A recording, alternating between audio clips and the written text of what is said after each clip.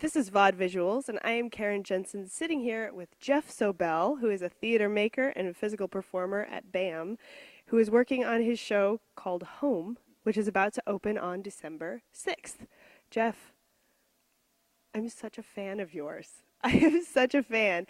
I saw your wonderful show, The Object Lesson, and it reminded me of my other most favorite thing I've ever seen in New York, called Machines, Machines, Machines, Machines, Machines, Machines, Machines. And I looked it up and I went, it's the same guy. It's the same guy. There's something about your work that is so intriguing, and it hits this place that feels like it's sort of beyond narrative.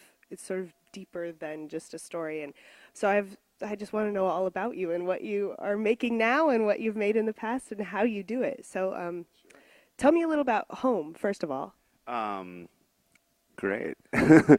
Yeah, that's good. Well, that's so funny that you brought up those two shows because I work very collaboratively with a tight-knit group of mischief makers, and one of the first people I brought in on this process was Stephen Dufala, who is the set designer, and he was also the designer of Object Lesson, and he was one of the designers for Machines, Machines, Machines, Machines, Machines, Machines, Machines, which he won an Obie for, which is quite interesting. And I would say that because he's not from the theater and had never, I don't think he'd ever, well, maybe he had designed like one or two things prior to that Machines show. And he did that with his brother, Billy. So Steven's just an amazing person. Can I ask, how did you find him? Philadelphia. In the Philadelphia White Pages, just look up. Genius designer of some kind? Aspiring genius designer? You do. I lived in Philly for many years, and let's say I moved to Philadelphia in like, I don't know, maybe 2000 or so, and I worked with a company there called the Pig Iron Theater Company, who's incredible and still going strong, but I'm not with them currently. And back in those early days of joining Pig Iron, I discovered this incredible, city of artists and a really cool theater scene that was happening in Philly then, and still is. But when I was younger, I encountered all of these cross-disciplinary artists, and there were dancers and theater people, filmmakers, and visual artists and musicians all really working together in this really exciting way, and creating really interesting hybrid forms. And so I met Stephen. I think I met Stephen at a party, probably. I don't know. That makes sense. He had also designed Pig Iron's like emblem. It was all a very tight knit kind of community. So I don't know. We started rapping about projects from way long ago. I mean, I guess my question is sort of, it's a big leap from having a hunch that someone can do something like design a big show like that to actually saying, okay, this is your job. And Machines, for those who didn't see it, weren't lucky enough to see it, is filled with these machines. I mean, these kind of Rube Goldberg style, wacky, bizarre, improbable machines all over the stage, strings hanging from the ceiling. It's just a total obstacle course. Yeah, right, all made out of trash.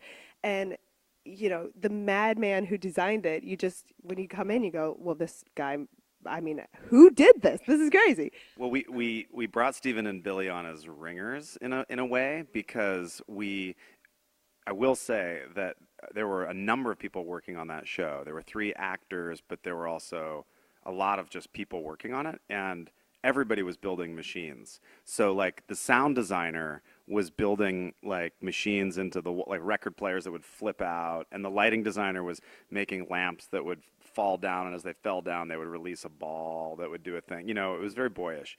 And so one of the big things was that we brought Stephen and Billy on just to make machines that would actually work and that would actually be really fun to watch, and that was true. Like, they were incredible. So they built literally a breakfast machine that would tell, like, as the coffee filled up, it would descend, which would eventually send an egg to actually fry on a pan, and the toast would flip. I mean, it was amazing. And Billy built a like suit of armor made out of pots and pans. It was really something. Um, Which brings us to home, which you yes, can see here it at does. BAM coming up next week. Well, yeah, so you brought on the same designer. Yeah, I mean, I'm a big believer in invention, and I'm guessing that your audience is very silent film savvy, so we can kind of tailor it to that kind of thing. And so you might know about Buster Keaton's The Scarecrow, which is a really great short. And in that film, there is a very memorable breakfast scene where he and his pal are they have like a table, and the pepper and the butter, all these things are connected by string, so that as you swing it to somebody, they can swing it to somebody, and as you pull it, like little contraptions and things will open up around the room to make your life easier. So we set out to actually completely duplicate that. And for weeks we were like, well, then we'll just do the scarecrow thing. That'll be really easy, which of course was totally impossible. And it became a huge mess and catastrophe, which, so that's what you would see on stage was us really like, really messing that, just like completely ruining Buster Keaton's routine. Which was part of the clowning. The failure of those machines, which they inevitably failed. Um, that was the humor. Our insistence that they should work and their insistence that they won't work. Right. It was really us against gravity, and I think that's why the audience got so excited about it, because it was almost like watching a kind of sporting event where we would have to make sense of why nothing was working, and you would see us struggling and struggling to try to insist that this play was functioning. Yeah, you get back to some kind of innocence, like watching, little kids in like the race with the teaspoon and an egg or something. You just go, this is never gonna work, but okay, let's do it. I have so many questions. So, your process. I mean, I don't. You say you work very collaboratively. Do the ideas themselves begin with you, and then how do you bring that to your little team of chosen fools and madmen? That's a good question, and it's changed. I think that's evolved over the years, and I'm sure it'll continue to evolve. So, um, and I would say, just as a jumping off point, the way I worked with the Pig Iron group really came out of our work with. We had all studied at the Lecoq School, and at the Lecoq School, like every Friday, you would have to present work that you had made outside of class time. Actually, there was class time devoted to it too, but whatever, it's not important. I'll just keep talking about it though. And there was no director, there was no writer, there was no differentiation. You kind of had to just figure it out. This kind of collaborative theater making, and Pig Iron was born out of that idea that improvisation, structured improvisation, and this collaborative hive mind, you would be able to start to discern a language. In fact, each project would have its own language, and half of the rehearsal time, I mean, roughly, it's not so clinical, but would be devoted to researching this kind of theatrical language. And that might interface with design or choreography. It might have a different bent. So I would say that I've taken, and this isn't new, it just, as my practice has evolved, I think with Pig Iron I was much more just a team player. And then since that time, I've just taken on a little bit more of a leadership role. So with something like Home, what I did is I came to the group. I mean, I chose each person for, it was a little different. It wasn't so open. It wasn't quite like, hey, let's just figure out what we think is interesting about Home. I had a very clear set of ideas, a clear set of images, and a clear sense of, I guess, certain values, but I wasn't sure exactly how we would achieve them. So, for instance, one of the things about Home that I'm trying to explore is this idea about space and about a house or a dwelling place that, if you think of the place that you live, unless it's totally new construction, somebody probably lived there before you. and somebody will probably live there after you. And to them, when they lived there, that was their home. And they couldn't imagine you, and you can't imagine them. I mean, you can, but probably not accurately. And yet it's your home, and yet it was their home. And very little time, I mean, really in the grand scheme of things, almost no time differentiates you. Plus, you leave all these traces for one another, whether they're marks on the walls or, bad or good choices that you might redesign or whatever. And in some places, it can be, quite hostile. Like, I had a friend who was involved in the whole war in Bosnia, for instance, and was forced at gunpoint to leave his house. And then another family moved in. And although this didn't happen with his family, some families would like leave little souvenirs behind, like a bottle of brandy. And when the new resident came to pick up the bottle of brandy, it was like rigged to explode and things like that. Anyway, the reason I bring that up is because that's a dire, tragic, and rather dramatic example. But the reason I bring it up is because, we're making this project in the midst of a really tumultuous time, where, there's this mass migration of people in Syria and trying to figure out what home means. In this country, we're trying to figure out what our homeland means and what this country's national identity is. And we're also, with DACA and asking people to no longer come to this country, we're this notion of home is really contentious. Plus, we're in Brooklyn, which is, at least for, it's a site of great gentrification. Though I'm an artist, so practically every place I've ever lived is some site of gentrification. And you find yourself along that process. And so what I wanted to do is I did not want to make a project that was didactic in any way, nor would I even have any kind of authority to do so. That's not why I'm here. What I wanted to do was simply bring up this notion of a structure and bodies moving in and out of that structure. And then by proposing that as a kind of dance, it's for the audience to take it personally for their own, or not to take it personally, but to, I guess, with their own point of view, they will fill in the blanks. So maybe they will think about how everybody does, in fact, need a home, and not everyone gets a home, and some people lose their homes tragically or out of choice. All of those things are at play, but I'm trying not to put too fine a point on any of them. Yeah. Right. That sounds wonderful. I mean, I think that's one of the challenges always with making work that, especially is for an audience whose intelligence you respect. How do you keep it permeable enough that people can bring themselves to it without sort of taking your point and going, okay, I get what he's saying, but Yeah. So what will we actually see when we come to home? Are we participating in the dance? Are we sitting and watching? What you have to describe the whole show, but what's kind of the ambiance? I want to keep that a little bit mysterious for people who might be coming, but there's definitely there's a lot of space to dream in the project. It is not a very talky performance. There's not a lot of text. There's some.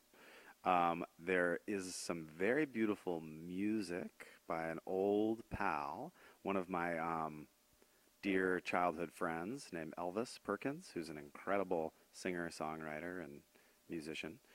He will grace us with his presence, perform in the show. They will see an empty stage. They'll see a house come to life on that stage, a two-story house, and they'll see it develop over time as an incredible group of performers. Jennifer Kidwell, Sophie Bordelucci, Justin Rose, Ching Valdez-Aran, Josh Crouch, myself, Elvis, will all be inhabiting that house. And they come from a variety of dance, physical theater, comedy, music. They kind of do it all. They're really an incredible assortment of people. Does this show have a director? It does. So the director is Lee Sunday Evans, who I think is the only person who could manage this whole thing. Lee and I worked on we've known each other socially, but we got to know each other working on a really cool play called Debbie Deborah, I think is what it's called. So she has this amazing ability. She comes from a dance background, but then has this like incredibly strong dramaturgical and theatrical, like she's like a mechanic. So I mean, she really understands the poetry, but then knows how to talk to a group of people and talk to designers and really get her hands dirty, moving the pieces around to be able to achieve that poetry. So in a sense, I've become the writer, and she's really the director. We also have a choreographer. His name is David Newman. He was the director of the object lesson. Okay. Dear old friend. Chris Cool is our amazing lighting designer who did the object lesson. Brandon Wolcott is our sound designer, and he works with Elvis to create the sound, which is pretty brilliant. I hope I'm not forgetting anyone. Brilliant costume designer by Karen, and amazing props by Victoria. We'll fix it in post. Everybody who's forgotten, we'll just throw their names right up here, right, Jim? You keep mentioning the object lesson. The object lesson, was it developed here at BAM? No. The object lesson. Well, the object lesson. Well, that was such a crazy project. That was developed in Philly. Actually, it was developed all over the place. Okay. It was late in its life. Well, was that true? In its development, it was late in its development when it was invited to BAM. But how did this work? It was because of a possible invitation to come to the BAM Fisher, okay, which is like a black box space, that the object lesson took its ultimate form, which was as this kind of performance installation. That was definitely something I was interested in doing, and I really wanted to leave a kind of proscenium or seated audience behind, but I wasn't sure how to do that. And in the conversation with BAM about what would it look like to bring something to the Fisher was then I realized, oh, that's what I have to do. Let's just get rid of all the seats, and maybe that would be interesting for them and interesting for me. And that I think that was a strong choice. That ended up being really one of the most important things about that show. Was that mixing of a kind of installation sensibility. It's almost like you walk into a museum or something, and you're looking around at an installation piece, but then this sort of thing unfolds in front of you, and you just follow it. Your work is so great, and it's very hard to describe. I think even if you know it. Although I have to say I have sort of performed the object lesson at people in trying to describe it many, many times. So I thank you for for that. I probably owe you some kind of compensation. I don't know. Oh, geez, we have so much to talk about. How are we doing, Jim? Yeah.